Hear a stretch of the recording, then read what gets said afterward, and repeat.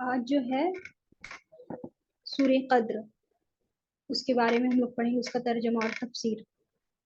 تو سورہ قدر جو ہے یہ بھی مکی صورت ہے، اور یہ بھی قرآن کے 30ویں پارے میں ہے، اور قرآنی ترتیب جو ہے وہ اس کی 97 ہے، 97 ہے، اور نزولی ترتیب 25 ہے۔ اس میں 5 آیتیں ہیں، 30 الفاظ ہیں، اور 114 حروف ہیں۔ اس آیت، یہ جو صورت ہے، اس کا شان نزول یہ ہے کہ ایک مرتبہ حضور صلی اللہ علیہ وسلم پچھلی امت کے ایک شخص کا جو ہے ایک شخص کے عبادت کا ذکر جو ہے وہ آپ صلی اللہ علیہ وسلم صحابہ سے فرما رہے تھے کہ مطلب ایک شخص تھا، وہ بہت بڑا مطلب اللہ کا عبادت گزار تھا۔ وہ مطلب 1000 سال تک راتوں میں اللہ کے سامنے سجدے کرتا تھا، مطلب قیام، سجدہ، رکوع وغیرہ کرتا تھا، اور دن میں روزے رکھتا تھا، اور اس کو اللہ تعالیٰ نے بہت اچھی صحت دی تھی۔ وہ بہت مطلب قوی آدمی تھا، تو وہ جہاد بھی کیا کرتا تھا۔ تو یہ سن کر صحابہ اکرام جو تھے وہ مایوس ہو گئے، کیونکہ مطلب اور انہوں نے کہا کہ اے اللہ کے رسول، ہماری عمریں تو اتنی ہوتی نہیں ہیں، تو یہ مرتبہ ہمیں کیسے حاصل ہوگا؟ ہماری عمر تو کیا ہوتی ہے، 60 سے 70 سال تک ہوتی ہے، اور اس کے اگر ہر لمحے میں بھی ہم اگر اس کو عبادت میں گزار دیں تب بھی جو ہے ہم مطلب اس مقام تک نہیں پہنچ سکتے، ہم کو اتنا ثواب نہیں مل سکتا، کیونکہ ہماری عمریں اتنی زیادہ نہیں ہوتی ہیں۔ تو جب یہ باتیں چل رہی تھیں تو جبرائیل علیہ السلام اللہ کے حکم سے سورہ قدر لے کر کے حاضر ہوئے۔ تو یہی اس کا مطلب پس منظر رہا سورہ قدر کے نازل ہونے کا، کہ صحابہ اکرام نے جب اس عابد کا مطلب ذکر سنا تو وہ مایوس ہو گئے۔ کیونکہ وہ کیا کرتا تھا، وہ شخص جو تھا 1000 سال تک اللہ تعالیٰ کی عبادت میں مطلب مشغول رہا۔ وہ پچھلی امت کا ذکر ہے، پچھلی امت میں نا بہت زیادہ مطلب عمریں دی جاتی تھی، تو وہ 1000 سال تک مطلب عبادت میں مشغول رہا۔ تو اسی کا ذکر جب حضور صلی اللہ علیہ وسلم نے صحابہ اکرام رضی اللہ عنہم سے کیا تو صحابہ اکرام جو تھے وہ مایوس ہو گئے کہ ہماری عمریں تو 60 سے 70 سال تک ہی رہتی ہے، تو ہم مطلب وہ مقام و مرتبہ کیسے حاصل کر سکتے ہیں؟ اگر ہم اپنی اس پوری زندگی کا بھی ہر لمحہ بھی لگا دیں تب بھی جو ہے ہم ان کے دوسری امتوں کے مقابلے میں ثواب میں، نیکیوں کے اعتبار سے ہم ان سے کم ہی رہیں گے۔ تو اسی دوران جبرائیل علیہ السلام اللہ کے حکم سے جو سورہ قدر لے کر کے حاضر ہوئے۔ یہ جو ہے مطلب جو صحابہ نے فرمایا کہ ہماری عمریں تو 60 سے 70 سال تک ہی رہتی ہیں، اس سے ریلیٹڈ ایک حدیث ہے کہ حضور صلی اللہ علیہ وسلم نے فرمایا کہ میری امت کی عمر 60 سے 70 سال کے درمیان میں ہے، اور بہت کم لوگ ہی جو ہیں اس حد کو پار مطلب کریں گے۔ تو حضور صلی اللہ علیہ وسلم نے فرما دیا ہے کہ میری امت میں لوگوں کے جو عمر ہوں گے وہ 60 سے 70 کے درمیان ہی ہوں گے، اور بہت کم ہی لوگ ہوں گے جو اس عمر کو پار کر سکیں گے۔ اور جو حضور صلی اللہ علیہ وسلم سے جو پہلے جتنے بھی نبی آئے ان کی امتوں میں جو عمریں ہوا کرتی تھی نا وہ بہت زیادہ ہوا کرتی تھی، کسی کی 8 سال، کسی کی 1000 سال، اس طریقے سے ایسی عمریں رہتی تھی۔ اب یہ جو ہے اس میں 5 آیتیں ہیں، ان 5 آیتوں میں کیا مطلب مضمون ہے وہ مطلب شارٹلی دیکھ لیتے ہیں ہم لوگ، کہ اس کی پہلی آیت میں کیا بتایا جا رہا ہے، اس کی دوسری آیت میں کیا بتایا جا رہا ہے۔ تو پہلی آیت میں شب قدر کی اہمیت کو بتایا گیا ہے، دوسری آیت میں جو ہے شب قدر میں قرآن کے نازل ہونے کو مطلب بتایا گیا، یعنی یہ بتایا گیا ہے کہ قرآن جو ہے شب قدر میں نازل ہوا ہے، اس کا مطلب اطلاع اللہ تعالیٰ نے دیا ہے، یہ اطلاع دی گئی ہے۔ اور تیسری آیت میں شب قدر کی فضیلت کو بتایا گیا ہے، اور چوتھی آیت میں یہ بتایا گیا ہے کہ جو تمام جو امور یعنی کہ کام جو دوسرے سال ہونے والے ہیں نا وہ بتایا گیا، یعنی تقدیر کے لکھے جانے کا اس میں چوتھی آیت میں بتایا گیا ہے۔ اور 5ویں آیت میں بتایا گیا ہے کہ شب قدر جو ہے وہ مومنوں کے لیے بہت بڑا ایک اللہ کی طرف سے احسان ہے، انعام ہے، کا ذکر کیا گیا ہے۔ اب ہم لوگ اس کی فضیلت سے ریلیٹڈ جو بات ہے یہ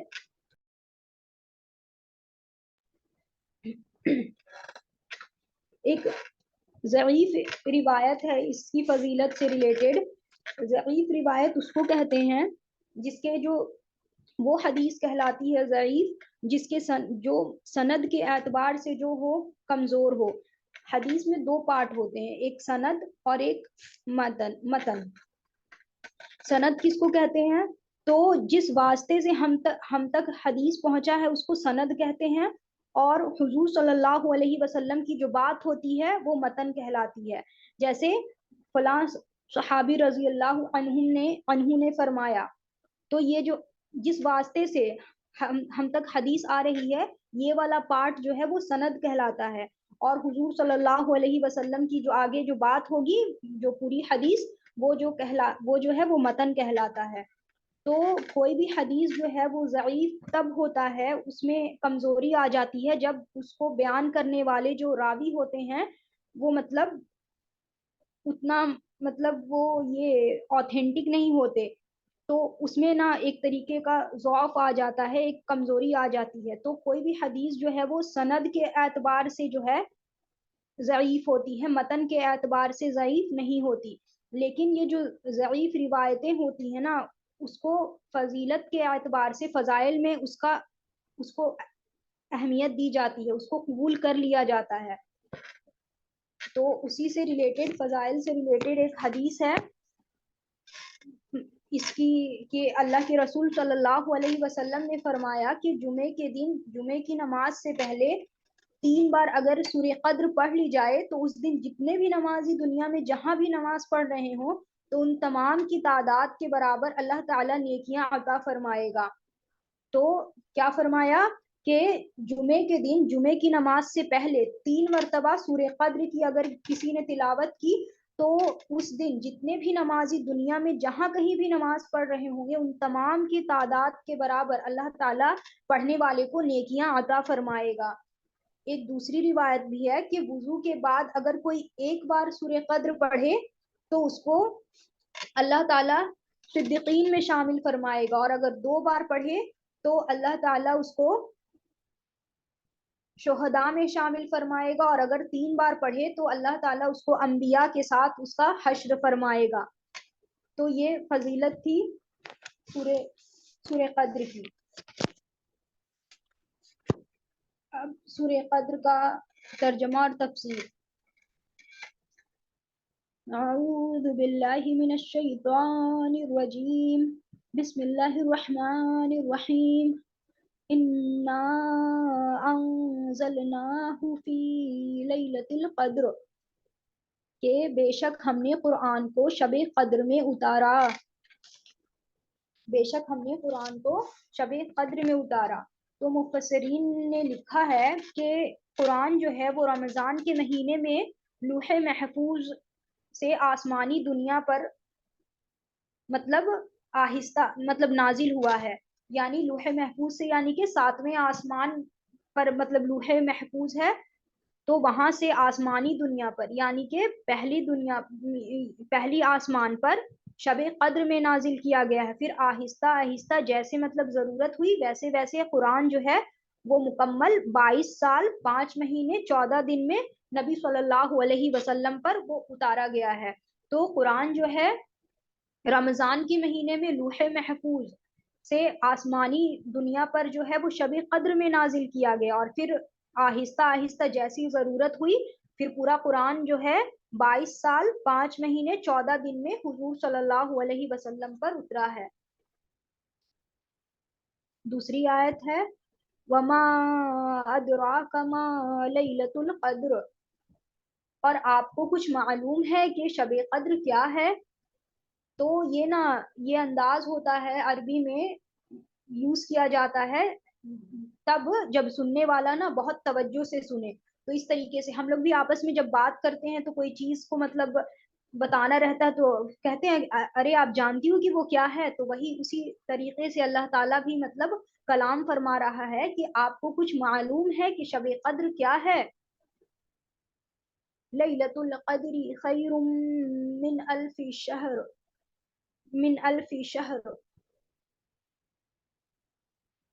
لیلۃ القدر خیر من الف شہر، شب قدر 1000 مہینوں سے بہتر ہے۔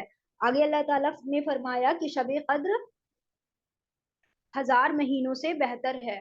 تو اس رات کو جو ہے وہ قدر کہا گیا ہے کیونکہ یہ رات جو ہے وہ امت محمدیہ کے لیے جو ہے بہت عظمت والا ہے، بہت مطلب شرافت والا ہے، تو اس وجہ سے اس رات کو جو ہے قدر کہا گیا ہے۔ اور قدر کا دوسرا معنی ہے تقدیر، تقدیر کا بھی اس کا مطلب ہے قدر کا۔ تو اس رات کو نا مطلب فیصلے کی رات اور تقدیر لکھنے کی رات بھی اس رات کو کہا جاتا ہے۔ اس رات میں مخلوق کی تقدیر کے مطابق اللہ تعالیٰ جو ہے وہ فیصلے فرماتے ہیں، فرشتوں کے حوالے مطلب کیا جاتا ہے، اللہ تعالیٰ حکم فرماتے ہیں، اسی کے حساب سے فرشتے پھر مطلب اپنے کام میں لگتے ہیں۔ تو فرشتوں کو مطلب یہ مطلب بتایا جاتا ہے کہ کس کی پیدائش ہوگی، کس کا انتقال ہوگا، کس کو مطلب کتنا رزق دیا جائے گا، تو ان سب کا مطلب ان سب کو مطلب متعین کیا جاتا ہے اس رات میں یعنی شب قدر میں۔ تو یہاں پر ایک اور بات ہے کہ شب برات میں کیا ہوتا ہے، تو شب برات میں نا آئندہ سال میں کے جو بھی پیش آنے والے تمام کام جو ہیں اس کے متعلق اجمالی فیصلے کیے جاتے ہیں، یعنی شارٹ وے میں مطلب بتایا جاتا ہے کہ کون زندہ رہے گا، کس کی وفات ہوگی، کس کو کتنا رزق ملے گا، تو یہ نا فرشتوں کو خبر دے دی جاتی ہے شب برات میں۔ اور پھر یہ جو تمام بات جو یہ سب طے ہوا، اس کا جو فیصلہ ہوتا ہے وہ شب قدر میں فرشتوں کے حوالے مطلب اللہ تعالیٰ فرما دیتے ہیں، اور اللہ تعالیٰ کے حکم کے مطابق پھر وہ فرشتے اپنی اپنی ذمہ داریاں جو ہیں وہ سنبھالتے ہیں اور پھر آگے اس کو پورا کرتے ہیں۔ تو شب برات میں شارٹ وے میں فیصلے ہو جاتے ہیں، یہ سب کچھ طے ہو جاتا ہے، اور یہ جو سارے طے شدہ فیصلے شب قدر میں پھر فرشتے کے حوالے کر دیے جاتے ہیں تاکہ اللہ کے حکموں کے مطابق اپنی اپنی ذمہ داریاں سنبھال لیں اور آگے پھر اس کو پورا کریں۔ چوتھی آیت ہے تنزل الملائکۃ والروح فیہا بإذن ربہم من کل امر، اس رات میں فرشتے اور روح القدس اپنے پروردگار کے حکم سے ہر خیر لے کر اترتے ہیں۔ تو اس رات میں فرشتے اور روح القدس سے یہاں پر جبرائیل علیہ السلام، روح القدس جبرائیل علیہ السلام کو کہتے ہیں۔ تو اس رات میں فرشتے اور روح القدس جو ہے اپنے پروردگار کے حکم سے خیر لے کر کے اترتے ہیں، یعنی کہ بھلائی لے کر کے اترتے ہیں اس رات میں۔ سلام کیا حتی مطلع الفجر، یہ رات جو ہے وہ سراپا سلامتی والی رات ہے، اور یہ رات طلوع فجر تک رہتی ہے۔ اس کو مطلب بتایا گیا ہے کہ یہ رات جو ہے، اس رات کی امپورٹنس کو بتایا گیا ہے کہ یہ سراپا سلامتی والی رات ہے، اور یہ رات جو ہے وہ کب تک رہتی ہے، طلوع فجر تک رہتی ہے۔ اس مبارک رات میں ایک مطلب عظیم اللہ کا مطلب کرم یہ ہوتا ہے کہ حضرت جبرائیل علیہ السلام تمام فرشتوں کے ساتھ جو ہے وہ دنیا میں اترتے ہیں، نیچے مطلب اترتے ہیں، جبرائیل علیہ السلام تمام فرشتوں کے ساتھ، اور ہر مسلمان مرد و عورت جو بھی اس رات میں عبادت میں اللہ تعالیٰ کی یاد میں لگا رہتا ہے تو ان سے سلام کرتے ہیں اور ان سے مصافحہ بھی کرتے ہیں۔ اور یہ بڑی خوش نصیبی کی بات ہوتی ہے کہ تمام فرشتوں کے ساتھ حضرت جبرائیل علیہ السلام نازل ہوتے ہیں، اترتے ہیں، اور جو ہے جو بھی مرد و عورت دنیا میں کسی بھی کونے میں جو بھی مرد اور عورت اللہ تعالیٰ کی عبادت میں لگا ہوا ہو، ذکر و اذکار میں کسی بھی طریقے کا عبادت، تو اس کے ساتھ ان سے سلام کرتے ہیں اور ان سے مصافحہ بھی کرتے ہیں، اور یہ سچ میں بہت مطلب خوش نصیبی کی بات ہے۔ اس مبارک رات میں جو بھی مطلب لوگ عبادت کرتے ہیں فرشتے ان کے لیے اور کیا کرتے ہیں، رحمت اور مغفرت کی دعا کرتے ہیں، اور اللہ ان کے تمام صغیرہ گناہوں کو معاف فرما دیتے ہیں۔ تو اس مبارک رات میں جو کوئی بھی اللہ کی عبادت میں لگا رہتا ہے تو فرشتے ان سے سلام کرتے ہیں، ان سے مصافحہ کرتے ہیں، اور فرشتے ان کے لیے رحمت اور مغفرت کی دعا کرتے ہیں، جو کہ بہت بڑی چیز ہے۔ اور کیا ہوتا ہے کہ اللہ تعالیٰ ان کے تمام صغیرہ گناہوں کو معاف فرما دیتا ہے۔ تو یہاں پر صغیرہ گناہ یعنی کہ گناہ جو ہے وہ دو طریقے کے ہوتے ہیں، ایک کبیرہ گناہ اور ایک صغیرہ گناہ۔ کبیرہ گناہ جو ہوتا ہے وہ جو ہے نیک اعمال سے معاف نہیں ہوتے، اس کے لیے توبہ شرط ہے۔ اور جو صغیرہ گناہ ہوتے ہیں، جو چھوٹے، کبیرہ گناہ بڑے بڑے گناہ، اور صغیرہ گناہ جو ہوتا ہے چھوٹے چھوٹے گناہ کو صغیرہ گناہ کہتے ہیں۔ تو نیکیوں سے جو ہوتا ہے، جب ہم نیکیاں کرتے ہیں تو صغیرہ گناہ جو ہمارے ہوتے ہیں وہ معاف ہو جاتے ہیں۔ قرآن میں بھی اللہ تعالیٰ نے فرمایا ہے کہ بے شک نیکیاں گناہوں کو ختم کرنے والی ہیں۔ تو یہاں پر گناہ جو ختم ہوتے ہیں وہ صغیرہ گناہ ختم ہوتے ہیں نیکیاں کرنے سے۔ کبیرہ گناہ کے لیے تین چیزیں شرط ہے۔ ایک تو کہ جو بھی مطلب کیا ہے اس پر شرمندہ ہونا ہے، دوسرا یہ کہ پھر سے دوبارہ نہ کرنے کا پکا ارادہ کرنا ہے، تیسرا یہ کہ اللہ تعالیٰ سے رو رو کر اپنے گناہوں کی معافی مانگنی ہے، تبھی جا کر کے کبیرہ گناہ معاف ہوں گے۔ کبیرہ گناہ نیک اعمال سے معاف نہیں ہوتے، صغیرہ گناہ جو ہوتے ہیں وہ نیک اعمال سے معاف ہو جاتے ہیں۔ اب شب قدر میں کچھ ایسے بھی مطلب بدنصیب ہوتے ہیں جن کی مغفرت نہیں ہوتی، جن کے لیے رحمت کی چاہے وہ عبادت میں ہی کیوں نہ لگے رہیں، فرشتے ان کے لیے رحمت اور مغفرت کی دعائیں نہیں کرتے، نہ ہی ان سے سلام کرتے ہیں، نہ ہی مصافحہ کرتے ہیں، بھلے ہی وہ عبادت میں لگے رہیں۔ تو کن کی مغفرت نہیں ہوتی؟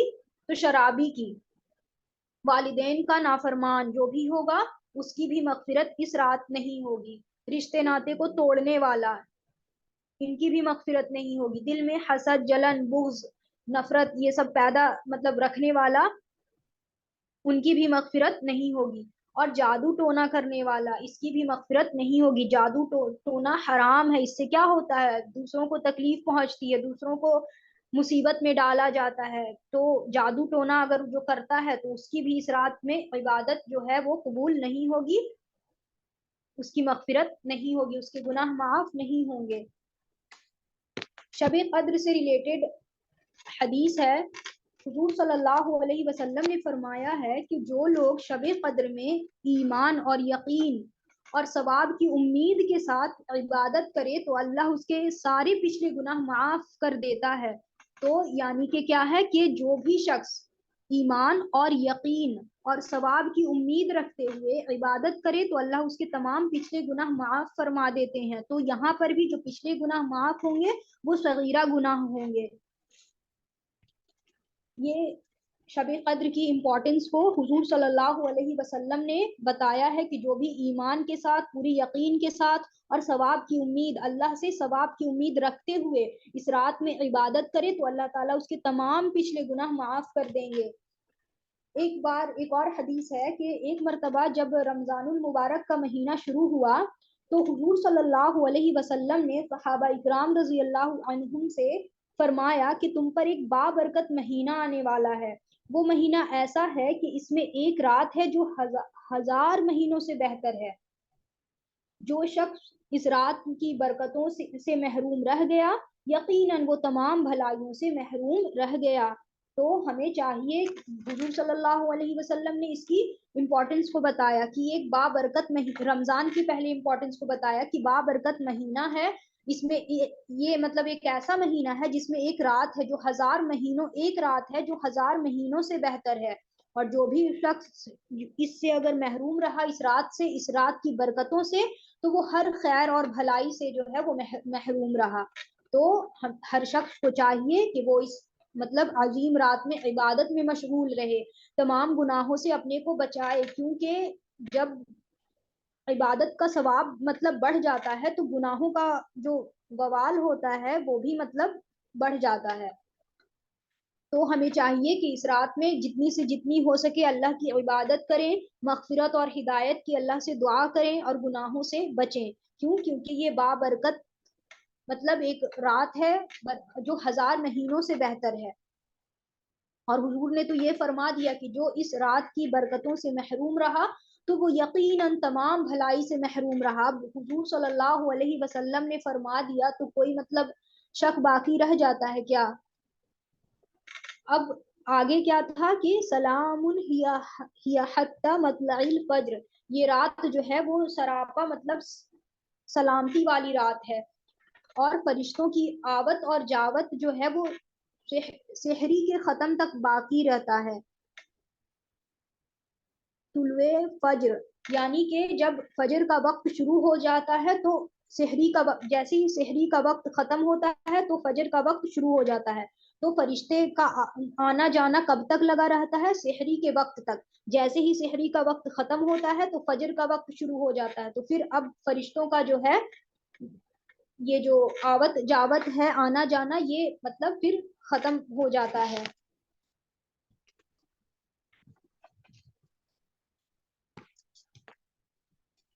ایک مطلب حدیث ہے شب قدر سے ریلیٹڈ کہ حضرت عائشہ رضی اللہ تعالی عنہ نے حضور صلی اللہ علیہ وسلم سے عرض کیا کہ یا رسول اللہ، اگر مجھے شب قدر مل جائے تو میں اللہ سے کیا دعا مانگوں؟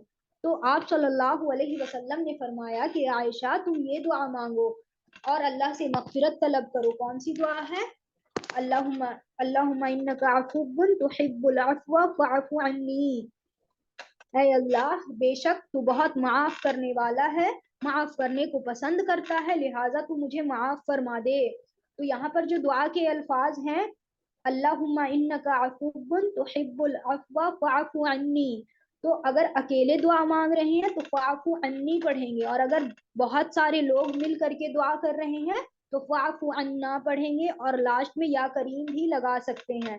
اس کا کیا ترجمہ ہے کہ اے اللہ، بے شک تو بہت معاف کرنے والا ہے، معاف کرنے کو پسند کرتا ہے، لہٰذا تو مجھے معاف فرما دے. تو یہ تو شب قدر کے بارے میں تھا کہ اس کی کیا مطلب فضیلت ہے. یہ دیکھیں اب یہ ہے کہ شب قدر کون سی رات میں ہوتی ہے. یہ تو پتہ چل گیا کہ رمضان میں ہے شب قدر. تو یہ اب ہے کہ کون سی رات میں شب قدر ہے. تو امت کو شب قدر کی تاریخ جو ہے وہ متعین طور پر نہیں بتائی گئی ہے، یعنی کہ یہ تو بتا دیا گیا ہے کہ رمضان کے مہینے میں رمضان کی رات میں شب قدر ہے، لیکن رمضان کی ایگزیکٹ کس تاریخ میں ہے یہ جو ہے فکس نہیں کیا گیا ہے، یہ ہم لوگوں کو نہیں بتایا گیا ہے. تو بعض روایت میں آتا ہے کہ رمضان کے آخر عشرے میں اس کو مطلب تلاش کرنے کا حکم دیا گیا ہے. آخر عشرہ یعنی کہ رمضان کے آخر کے 10 دن میں شب قدر کو تلاش کرنے کا حکم دیا گیا ہے. اور ایک اور روایت میں ہے کہ رمضان کی آخری 10 دنوں کی طاق راتوں میں تلاش کرنے کا حکم دیا گیا ہے. طاق رات کس کو کہتے ہیں؟ جو جوڑا جوڑا نہ ہو. طاق اور جو میں نے پچھلے کبھی بتایا تھا آپ لوگوں کو کہ طاق جو جوڑا جوڑا نہ ہو.